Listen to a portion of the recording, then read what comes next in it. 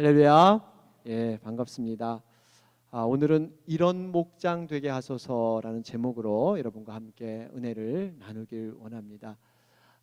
예전에 있었던 일입니다. 프랑스에 정말 억만장자라고 여길 만큼 돈이 많이 있었던 분이 계셨습니다. 근데 이분이 이 사업을 하는데 너무 한꺼번에 많은 투자를 했습니다. 그런 말미암아 사업이 실패하게 돼요. 거의 모든 재산을 다 날려버리게 됩니다. 그런데 그동안 그러한 일이 있은 후에 거래했던 은행에서 이렇게 이 잔고에 대한 그 확인서가 날라오게 됩니다. 당신의 통장에는 이제 10만 달러밖에 남지 않았습니다. 이런 통고였어요. 여러분 10만 달러 이게 오래전의 일이기 때문에 여러분 10만 달러면 사실 요즘의 가치로 생각한다면 몇십만 달러 아마 몇백만 달러는 됐을 거예요. 굉장히 적지 않은 돈이었습니다. 그런데 이분이 그 통고를 받고 그만 심장마비로 이렇게 죽게 돼요. 이유는 내가 이 억만장자와 같은 돈을 많이 갖고 있었는데 10만 달러밖에 남지 않았다니 이러한 그 실망감 때문에 그만 죽게 됩니다. 그런데 문제가 발생을 해요. 그분에게 어떤 자녀도 없고 또 배우자도 없고 이 상속, 다시 말하면 이 돈을 처리해야 되는데 어떻게 해야 될 그러한 방법이 없습니다. 근데 법원에 공고가 됐어요. 그래서 법원에서 수소문 끝에 간신히 그 혈연 한 명을 찾아냅니다. 그 사람이 바로 조카였어요. 이 조카를 찾아서 그 조카에게 통보를 합니다. 이만해서 당신에게 10만 달러의 상속금이 지불될 것입니다. 그런데 이 조카도 그 소식을 받은 순간 그만 심장마비로 죽게 돼요. 이유는 이 조카가 거의 이 홈리스처럼 너무 가난하게 생활을 했는데 아니 생각지 않던 10만 달러가 덜커덩 자신에게 생기니까 이 너무 많은 돈이 한순간에 생기니까 그냥 이 심장이 견뎌내지 못한 거예요. 그래서 죽게 됩니다. 여러분 이 10만 달러가 결국에는 두 사람을 죽인 것입니다. 한 사람은 너무 내가 돈이 없다고 생각해서 죽는 것이고 한 사람은 야 이런 돈이 이렇게 많이 생기다니 믿어지지 않는구나 그래가지고 죽게 되는. 여러분 우리가 여기서 어떠한 교훈을 얻을 수 있을까요? 똑같은 상황입니다. 10만 달러라는 동일한 돈인데 이 돈이 어떤 사람에게는 굉장히 적은 돈으로 여겨지고 어떤 사람에게는 너무나 크나큰 그러한 돈으로 여겨진다는 사실입니다. 무슨 의미예요? 우리 사람들은 생각하기 나름이라는 거예요. 어떠한 동일한 상황과 조건이 주어져도 내 마음의 태도와 자세가 그만큼 중요하다는 사실입니다. 어떠한 마음의 태도, 어떤 자세를 갖고 살아가느냐 이것이 인생의 승패를 좌우하게 될 줄로 믿습니다. 바로 이러한 모습이 결국 우리의 믿음의 승패에도 작용이 됩니다. 오늘 이 본문의 말씀은 다윗이 그의 인생 가운데 가장 비참했던 일, 어떻게 보면 차라리 밧세바와 범죄한 그 이후의 그 모습보다 더 비참한 것이 오늘 본문의 말씀입니다. 실패해도 어떻게 이렇게 실패할 수 있을까? 인생이 나락으로 추락을 해도 어떻게 이렇게까지 추락할 수 있을까? 그 믿음의 용맹이었던 그 다윗이 이 21장에 보면요 이런 모습으로 살아갈 수 있을까?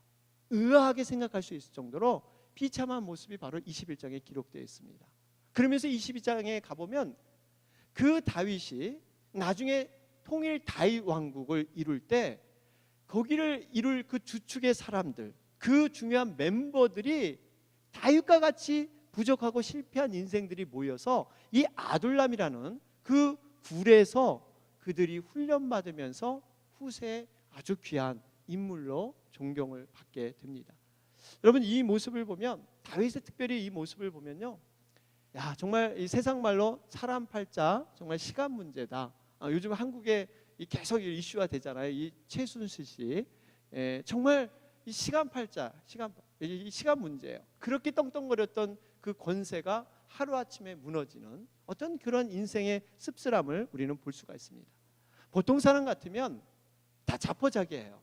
다 이제는 포기하고 그렇게 삽니다. 그런데 다윗은 달랐습니다. 이 고난의 기간 가운데 정금같이 그 신앙의 인격이 단련되면서 하나님의 쓰임받는 그릇으로 만들어져 갑니다. 어떻게 보면 하나님 편에서 다윗을 진정한 왕으로 세우기 위해서 하나님이 준비하시는 과정이 바로 이 아둘람 공동체에서 생활이다, 이렇게 볼 수도 있습니다. 이곳에서 또 정말 중요한 사람들을 만났잖아요.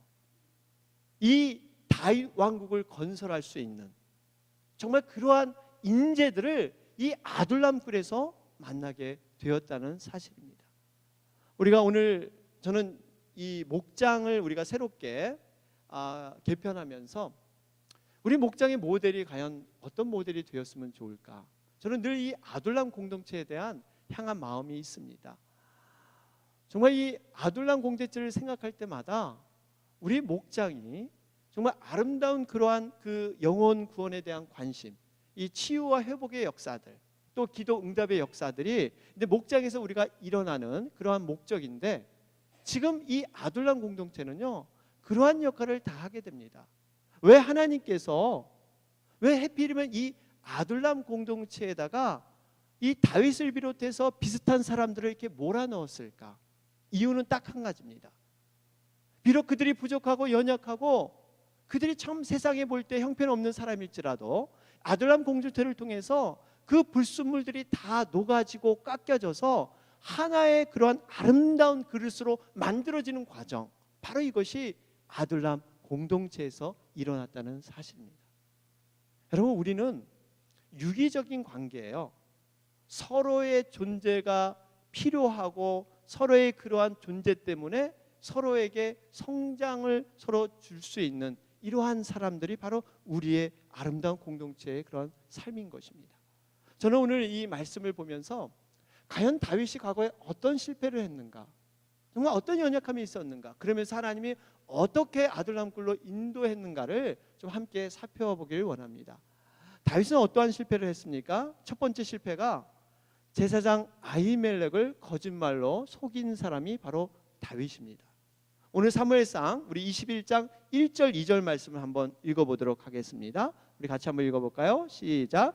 다윗이 노베에 가서 제사장 아히멜렉에게 이르니 아히멜렉이 떨며 다윗을 영접하여 그에게 이르되 어찌하여 내가 홀로 있고 함께 하는 자가 아무도 없느냐 하니 다윗이 제사장 아히멜렉에게 이르되 왕이 내게 이를 명령하고 이르시기를 내가 너를 보내는 것과 내게 명령한 일은 아무것도 사람에게 알리지 말라 하시기로 내가 나의 소년들을 이러이러한 곳으로 오라고 말하였나이다.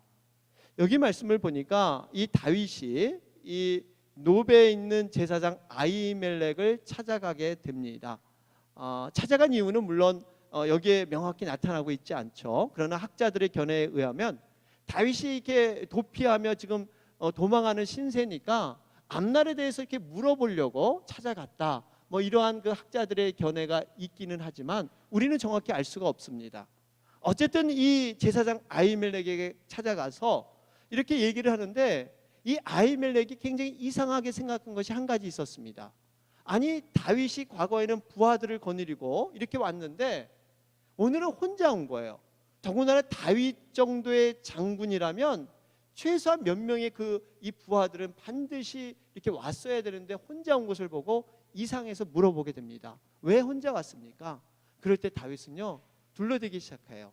거짓말로 이렇게 정말 왕이 특명으로 비밀리에 나를 보내서 내가 혼자 왔다, 이렇게 둘러댑니다.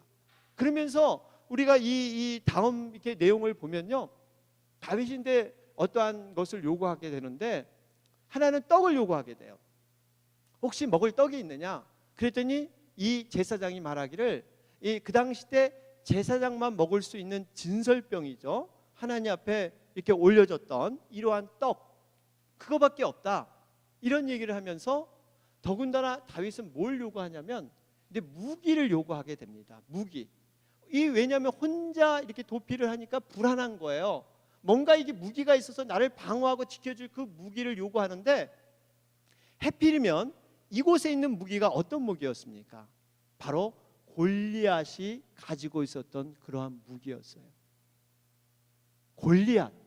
여러분, 골리앗은 다윗이 소년일 때, 그 어린 시절에 이 골리앗을 때려잡았던, 믿음으로 골리앗을 눕혔던 그런 경험이 있던 사람이 다윗입니다. 골리앗의 키가요 거의 6규빗 반이라 그러죠.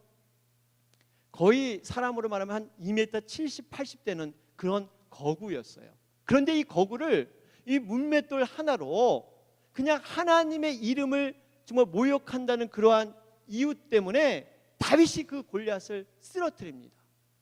이게 다윗이 힘이었을까요? 믿음으로 가능했던 거예요. 그런데 지금 이 다윗의 모습을 보면 그 쓰러뜨렸던 그 상대방의 칼을 지금 요구하고 있는 거예요. 여러분, 이게 무슨 의미가 있어요? 이 떡과 칼은 무슨 의미가 있습니까? 떡은 어떻게 보면 일시적으로 그저 살기 위해서, 그 생명을 연장하기 위해서 구하는 그러한 것이고요, 이 칼은 다윗이 그동안 수많은 전쟁을 통해서 이 전쟁의 이김은 하나님께서 함께 하셔서 놀라운 능력으로 이기게 한 경험을 많이 해놓고도 지금 그때 과거의 경험과 그 믿음은 다 사라지고 눈앞에 있는 칼로서 기껏해서 자기를 보호하려고 하는, 여러분, 이러한 모습으로 다윗이 전락되고 있다는 사실입니다. 여러분, 어떻게 생각하세요? 그 하나님의 마음이 합한 이 다윗, 그 용맹스러웠던 다윗이 어떻게 이렇게 하루아침에 믿음이 떨어져도 이렇게 되었을까? 그러면서 우리 자신을 조금이나마 돌아보게 됩니다. 여러분, 믿음이란 게 뭘까요? 믿음이란 건 그냥 내 안에 경험한 것으로 쌓여지는 것이 아닙니다. 내가 어떠한 것을, 능력을 발휘하는 내가 주체가 아니라 철저하게 하나님으로부터 주어지는 것이 여러분 믿음인 줄로 믿습니다. 지금 다윗은 과거의 그 경험과 체험, 우리에게도요 과거의 믿음이 있습니다. 홍해를 가는 경험이 있고 산증천을 올라갔던 정말 놀라운 경험이 있을지라도 중요한 것은 현재의 믿음, 과연 내가 하나님과 어떠한 관계에서 믿음을 갖고 있는가? 매일 매순간 우리가 하나님을 붙잡고 정말 말씀 앞에 온전히 살아가지 않으면 아무리 이 다윗과 같이 훌륭한 믿음을 가졌더라도 한순간에 넘어지는, 바로 이것이 우리의 실체다 하는 것을 보게 됩니다. 그러면서 이 다윗은 거짓말까지 하기 시작하죠. 둘러대잖아요. 온전한 믿음이 없어지면요, 이 불안해지니까 수단 방법을 다 안 가리고 이 모멸하라고 하는 이러한 자세. 여러분, 분명히 진실을 말할 수 있다는 것, 우리가 이 진실된 입이 얼마나 그 입술이 중요한가를 우리 잠언서 12장 19절에는 이렇게 기록하고 있습니다. 진실한 입술은 영원히 보존되거니와 거짓 혀는 잠시 동안만 있을 뿐이니이다. 여러분, 우리가 이 정말 진실된 모습도 이 믿음을 통해서, 여러분, 그 입술을 통해서 나오게 된다 하는 것을 우리가 보게 됩니다. 두 번째로 또 이 다윗의 실수한 모습을 보게 되면요, 이 아기스, 바로 이 아기스 왕 앞에서 미친 채 하면서 이 실수하는 다윗의 연약한 모습을 볼 수가 있습니다. 오늘 본문 21장 12절 13절 말씀을 한번 우리 보도록 하겠습니다. 우리 12절 13절을 보니까 다윗이 이 말을 그의 마음에 두고 가드왕 아기스를 심히 두려워하여 그들 앞에서 그의 행동을 변하여 미친 채 하고 대문짝에 그적거리며 침을 수염에 흘리매.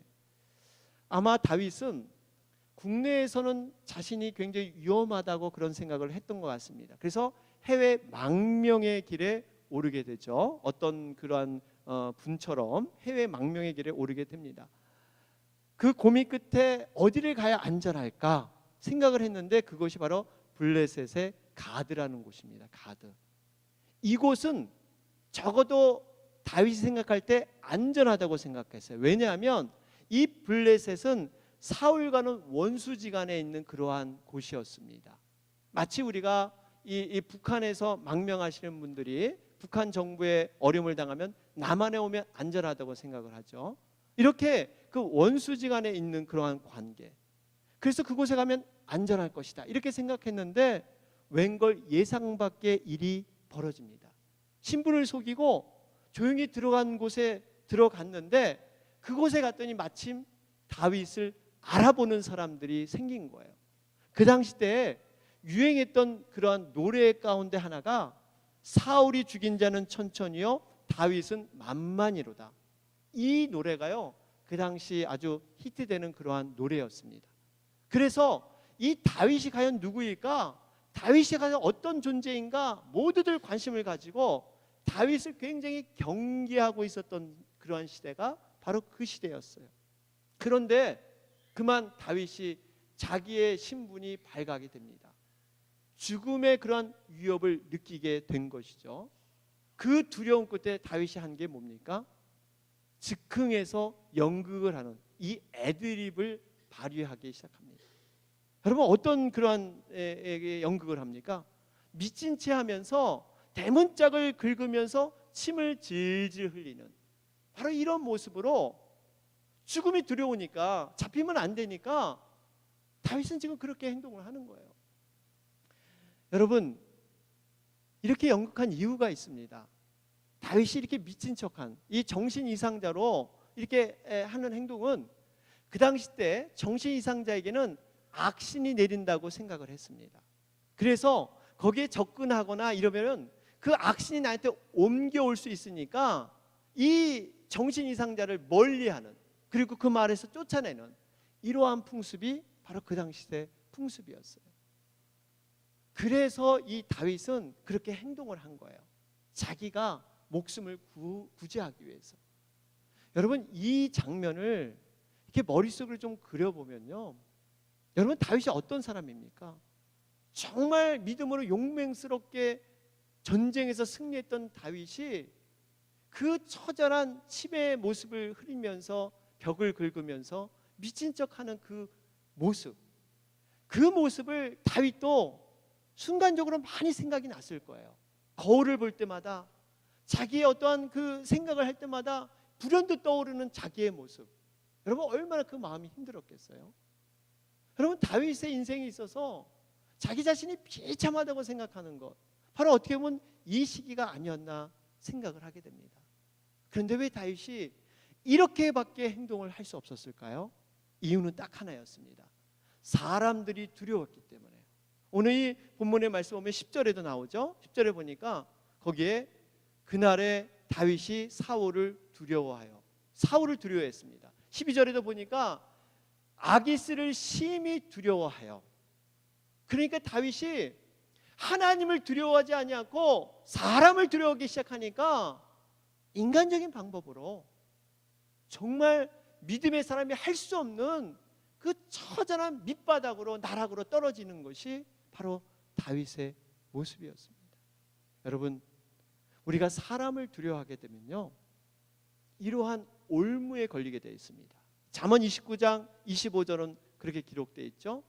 사람을 두려워하면 올무에 걸리게 되거니와 여호와를 의지하는 자는 안전하리라. 여러분 우리가 사람을 두려워하기 시작하면요 올무에 걸리게 되어 있어요. 이러한 바로 다윗이 이 철저한 실패를 통해서 시편 34편을 졌습니다. 다윗이 훌륭했던 것은 자기가 실패한 것을 실패로 끝나지 않고 그 실패를 딛고서 하나님과의 온전한 관계로 나갔다는 겁니다. 여러분 이것이 다윗의 위대함이에요. 우리 자신이 실패하지 않는 게 중요한 게 아니에요. 실패하고 연약하고 부족하지만 넘어지지만 그 넘어짐을 통해서 다시 일어날 수 있다는 것, 바로 이것이 믿음의 능력인 줄로 믿습니다. 바로 다윗은 여러분 그래서 이 34편의 제목이 뭐냐면 다윗이 아비멜렉 앞에서 미친 채 하다가 쫓겨나서 지은 시, 이것이 그 시편 34편의 제목이에요. 거기에 보면 이 12절 13절 말씀을 보면 생명을 사모하고 연수를 사랑하여 복받기를 원하는 사람이 누구뇨? 내 혀를 악에서 금하며 내 입술을 거짓말해서 금할지어다.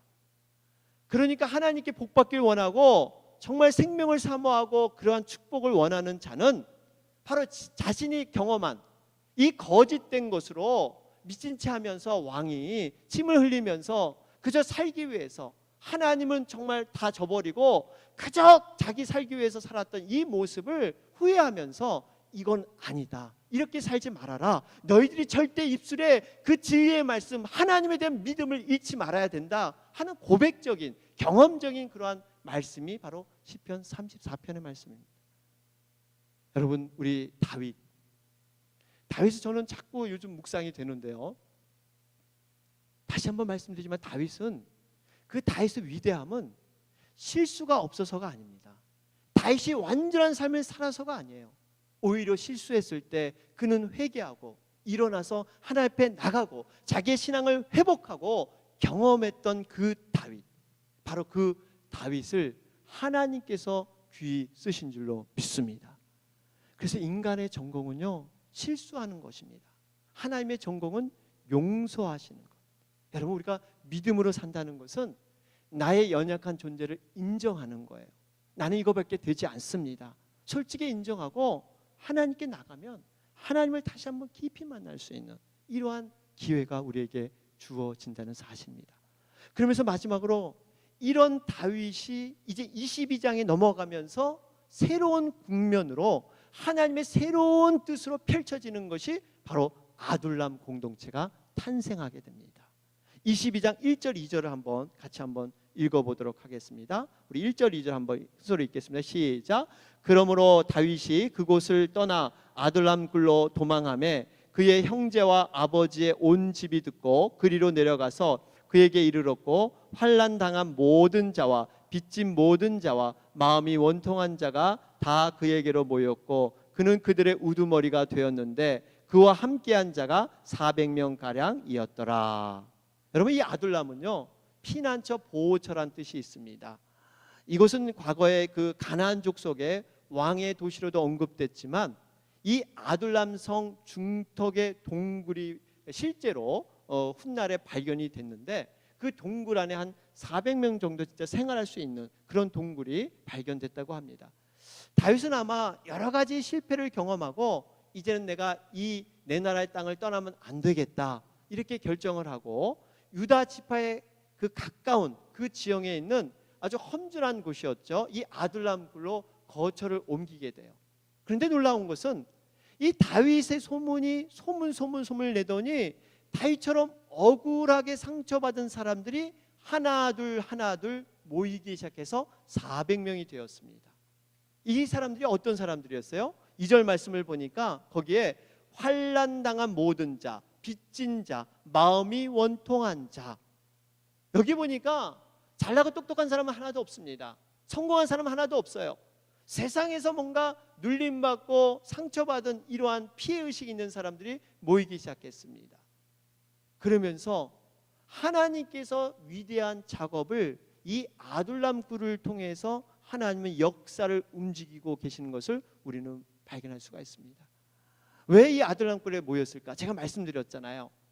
하나님께서 쓰시고자 하는 사람들로 거듭나게 하기 위해서, 정말 용광로처럼 이 동굴 안에서 그들이 부딪히면서 다 그 모난 부분이 깎여져서 다 녹아져서 하나의 하나님이 쓰시고자 하는 그릇으로 만들어지기 위해서 연단시키고 훈련시키기 위해서 그들을 모았다는 사실입니다.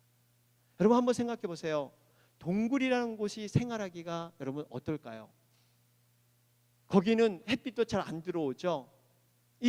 뭐 땅이 여러분 이게 평평한 땅이겠습니까? 얼마나 울퉁불퉁해서 이건 부딪히고 사람도 부딪히고 또 원수들이, 이 대적자들이 언제 쳐들어올지 몰라요. 동굴은 그 끝에 이 통로가 없잖아요. 막혀 있잖아요.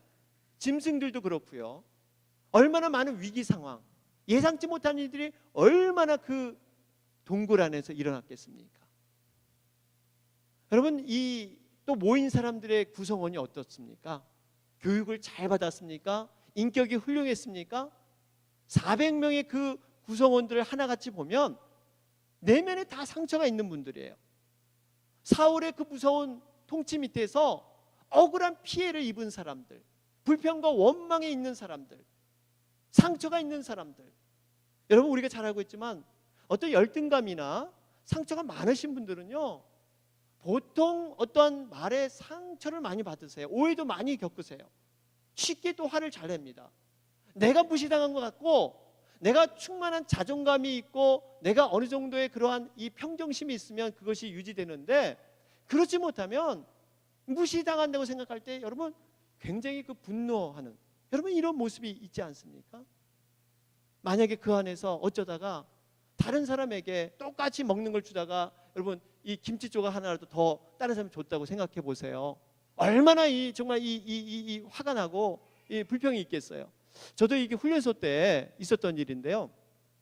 제가 훈련소 갔더니 우리 동기가 있는데, 이 동기랑 어떻게 그 선배 그 있는 분이랑 그 취사장에 있는 분이랑 얘기를 하더니 고향 이 선배라 그러더라고요. 같은 동네에서 예전에 이렇게 얼굴을 봤다 그래서 먼저 이제 군대 온 거죠. 그런데 이렇게 딱 그 밥 먹으러 딱 가면요, 여기는 뭔가 달라요. 역시 보면 이 주는 게 벌써 달라요. 근데 그때 엄청 여러분 배고프잖아요. 이 훈련소 때는요, 먹으면 배고파요. 그 이 짬밥이라 그러는데 먹고 나면 배고픈데 얘는 뭔가 달리주는 거예요. 이 선배라고 선후배 관계라고 얘는 가면 달라지는 거예요.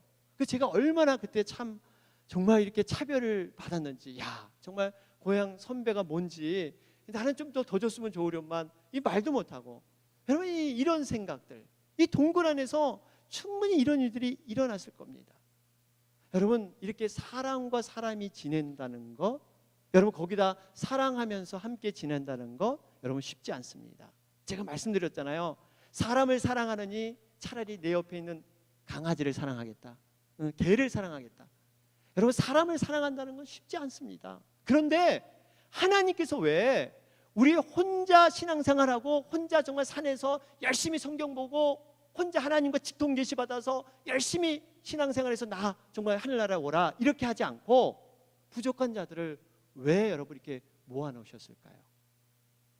왜 굳이 이렇게 공동체 생활하고 왜 이런 목장을 이루고 왜 교회를 이루어야 될까요? 이유가 있습니다. 나 혼자 있으면요, 사람은 자기가 제일 잘난 줄 압니다. 내 자신이 최고인지 알아요. 그런데 우리가 사람과 사람이 부딪혀 보면 그제서야 자기 자신의 참모습이 거기에 나타나게 된다는 사실이에요. 내가 사랑이 이렇게 많은 줄 알았는데 내가 사랑이 이거밖에 안 되는구나. 내가 정말 섬기고 이렇게 봉사 잘하는 줄 알았는데 내가 이렇게 부족하구나. 이게 사람과 사람이 만났을 때 그때서 비로소 내 모습이 보이는 거지, 혼자 떡 떨어 있으면요 우리 모두 다 훌륭합니다. 우리 모두 다 정말 믿음 좋아요. 그러면 우리가 그렇게 안 생각한 사람 여러분 물론 있을지 모르지만 여러분 다 그렇게 생각하잖아요. 이게 이러면서 하나님이 한계적인 상황들을 뛰어넘게 하시고 훈련받게 하시고 연단받게 하시고 깎아지게 하시고 모난 것을 다시 평탄하게 만드시는 작업, 이것이 바로 우리가 같이 공동체 생활을 하게 하시게 하는 거예요. 다윗 보세요. 다윗이 만약에 평탄하게 왕이 되었다면 그렇게 강력한 다윗 왕국을 이룰 수가 없었어요. 다윗이 이런 과정이 있었기 때문에 이해하고 인내하고 겸손하고 너그럽게 모든 걸 포용할 수 있는 이러한 모든 것들이 다 이곳에서 이루어졌다는 사실이에요. 더군다나 그의 충신으로 그 함께했던 그러한 동역자들, 그의 부하들 다 이 아둘람 굴에서 정말 배출됐던 그런 인재들입니다. 여러분 우리가 잘 아는 사무엘 23장에 보면 다윗이 자기 고향에 있는 베들레헴 성문 곁에 있는 그 음문물, 이 고향이 그리워서 그 음문물을 그리워하잖아요. 누가 그 음문물에 가서 그 물을 떠올 사람이 없을까? 이럴 때 목숨을 걸고 이 아둘람 출신의 3대 명장이 30인의 용사들, 여러분 이런 사람 아닙니까? 그들이 가서 그 적진 블레셋 진영, 적진이 쫙 깔렸는데 거기를 뚫고 가서 그 물을 떠옵니다. 그 물을 받아본 다윗이 어떻게 합니까? 마시지 못해요. 내가 이 피와 같은 물을 어떻게 내가 마시겠느냐? 그리고 쏟아붓습니다. 여러분 이런 아름다운 동역자들의 관계, 여러분 그 아둘람 굴에서 치고받고 서로 부대끼면서 그러면서 녹아지는 관계예요. 다윗이 말년에 압살롬 반역으로 이 운명의 풍전등화와 같은 길을 갈 때도 끝까지 배반하지 않고 30인의 용사들은 그곳을 지켰어요.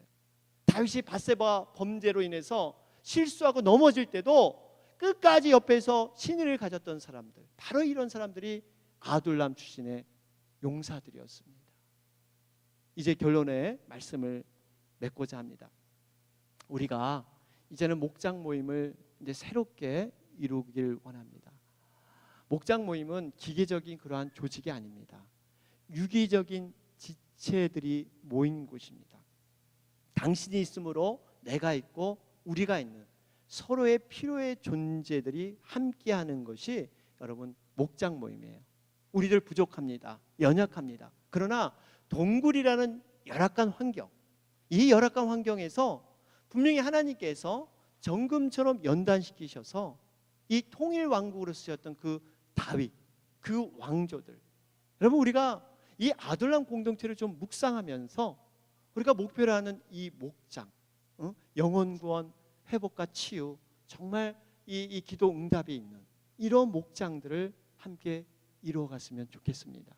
하나님과의 여러분 수직적인 관계, 우리가 기도 많이 하고 말씀 많이 읽고 하나님과의 관계 너무나 중요합니다. 그러나 이 십자가가 하늘로만 있는 게 아니라 옆으로도 있다는 사실이에요. 크로스, 우리가 이웃과의 관계, 여러분 이것을 우리가 훈련받고 이것을 함께 하지 않으면 십자가는 온전히 완성될 수 없다는 사실입니다.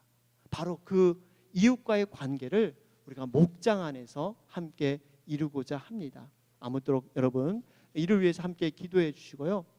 우리가 목장을 다시 기대하고 소망하는 마음으로 여러분 함께 동참해 주시고 여러분 협조해 주시기를 주님의 이름으로 부탁드립니다.